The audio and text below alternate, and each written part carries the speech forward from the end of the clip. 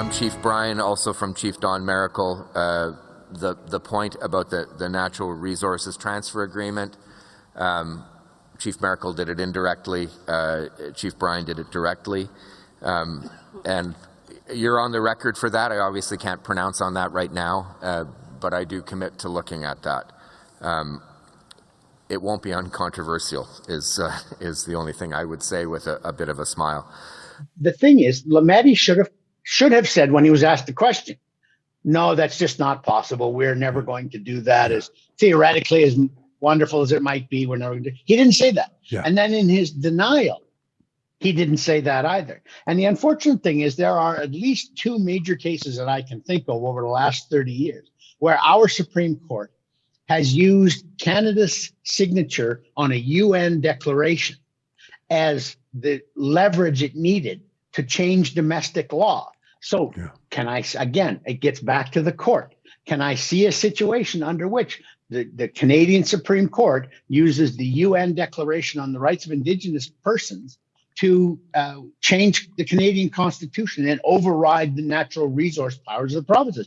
Yes, I can see that. Do I think it's likely? No, but is it possible? Yes, it's possible. And at that point, then, kiss Western Canada goodbye.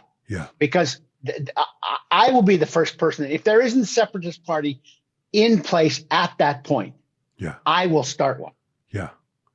You know, it's incredible. And I mean, this really is, people say, oh, there's no such thing as globalism. Oh, that's just a conspiracy theory. Well, when you're having anonymous, unaccountable bureaucrats at the UN drafting something, and then Canada's Justice Minister says, sorry, I answer to him, not to you mere citizens, it proves all the conspiracy theories about globalism at its worst true. Here, let me read to you the joint response by the three Prairie premiers, Alberta, Saskatchewan, and Manitoba. This is the version released by Scott Moe of Saskatchewan, who's, I think, been pretty savvy. Danielle Smith has been getting a lot of ink for her Sovereignty Act, but actually, Scott Moe, I think, is a bit ahead of her. Let me just read, and then, Lorne, I'd love your reaction. So this is the release put out by the three premiers on Scott Moe's letterhead. Prime Minister Justin Trudeau needs to tell Canadians today that Federal Justice Minister David Lametti was not speaking on behalf of the federal government when he said he would look at rescinding the 1930 Natural Resources Transfer Agreements with the Prairie provinces and strip away their constitutional authority and control over natural resources. These agreements recognize the Prairie provinces with the same rights over resources that all other provinces already had. So that's an important point. Is why should they be made unequal again? I remember Preston Manning always talking about how the West was born unequal, and Ted Byfield would talk about that too. Imagine saying, no, we want to go back to that two-tier system. Anyhow, let me finish the statement. Those rights have been fundamental to the people and the economic autonomy of Manitoba, Saskatchewan, and Alberta for nearly 100 years. The federal government cannot unilaterally change the Constitution. That's your point. It should not even be considering stripping resource rights away from the three Prairie provinces. The Prime Minister needs to immediately retract these dangerous and divisive comments by his Justice Minister. Now, of course, he has not done so. I forgot that every other province has this, and Lametti's not talking about taking away from every other province. He's just talking about taking away from the three provinces the Liberals hate. That's even that even gives me a little bit of hope that the current Supreme Court would find this outrageous. That they would say, look, all the provinces have to be equal. So you either have to take natural resource rights away from all 10 or leave them with all 10.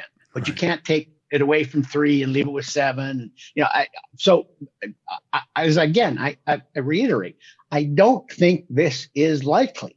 But you know what? If they thought they could win an election, get some more seats in the greater Toronto area by bashing the West over natural resources. The only reason we can't save our Indigenous people is the three premiers of the Prairie province. Blah, blah, blah.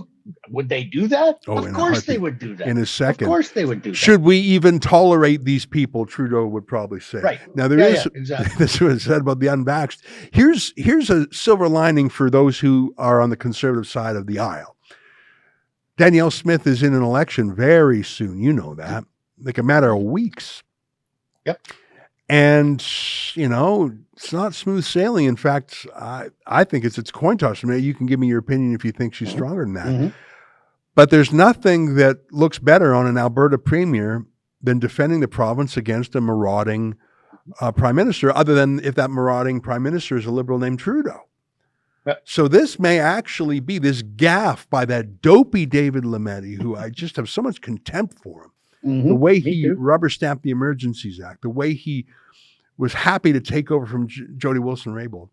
Maybe that dopey, goofy guy, maybe he'll actually save Alberta from the NDP by giving Danielle Smith something to run on and something for the NDP to be on the back foot on. What do you think of that?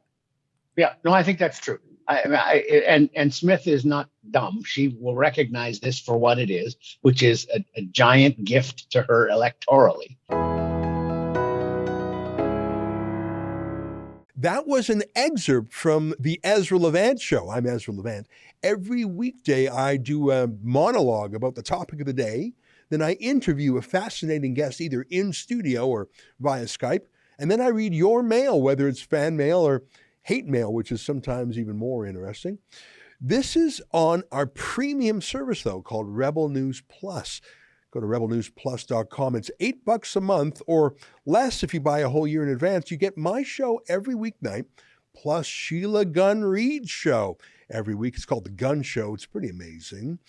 You know, we rely on you because we do not take a dime from the government. In Canada, that makes us almost unique.